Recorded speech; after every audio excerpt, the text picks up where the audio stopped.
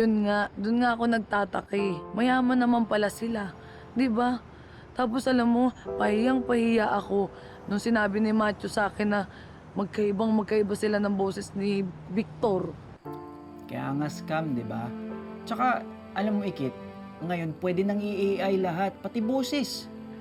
Baka nga, scammer din yung pamilya ni Matthew na yan eh, kaya sila mayaman.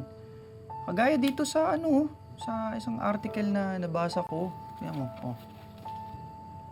Tingin mo, Bobby? May mabenta sa akin yan, Bobby. Ang husay mo. Oo naman. Idol mo talaga ako.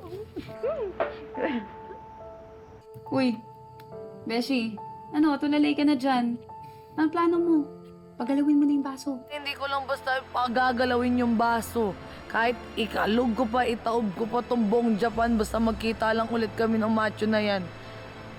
Babawiin ko yung perang ninakaw niya.